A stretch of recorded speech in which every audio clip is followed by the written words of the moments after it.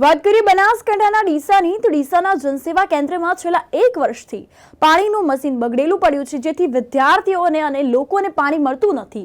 એક તરફ ઉનાળાની કાળઝાળ ગરમી છે અને આ ગરમીમાં વિદ્યાર્થીઓ દાખલા કઢાવવા માટે આવી રહ્યા છે, ત્યારે રોજના 300 થી 400 વિદ્યાર્થીઓ દાખલા કઢાવવા માટે આવે છે અને પાણીની યોગ્ય વ્યવસ્થા ન હોવાને કારણે વિદ્યાર્થીઓ પાણી વગર વલખા મારી રહ્યા છે।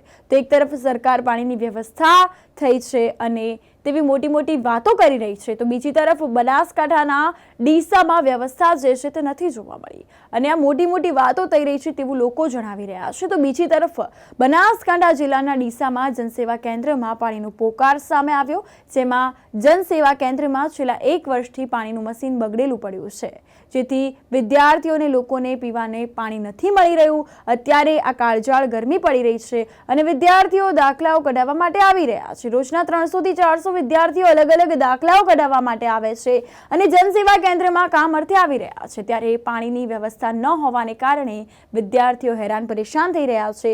મહત્વની વાત તો એ છે કે તંત્ર દ્વારા વૈકલ્પિક વ્યવસ્થાના ભાગરૂપે અત્યારે 3 થી 4 બોટલો મૂકવામાં આવી છે, પરંતુ રોજના 300 થી 400 વિદ્યાર્થીઓ દાખલાઓના કામ અર્થે આવતા હોવાથી પાણી પૂરું નથી પડતું અને વિદ્યાર્થીઓ પાણી માટે વલખા મારી રહ્યા છે। ત્યારે વિદ્યાર્થીઓ તંત્ર પાસે માંગ કરી રહ્યા છે કે તાત્કાલિક ધોરણે તંત્ર દ્વારા પાણીની વ્યવસ્થા કરવામાં આવે તેવી માંગ પણ કરવામાં આવી છે।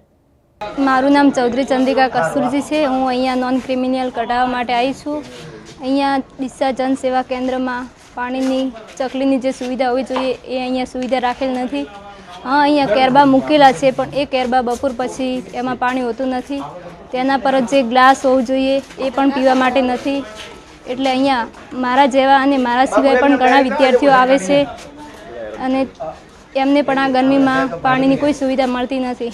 બેન, આટલી બધી ગરમી પડે છે ત્યારે પાણી વગર ન ચાલે અને પાણી નથી, કેવું કહેવાય? એ પાણીની સુવિધા કરવા માટે મામલતદારને મારી નમ્ર વિનંતી।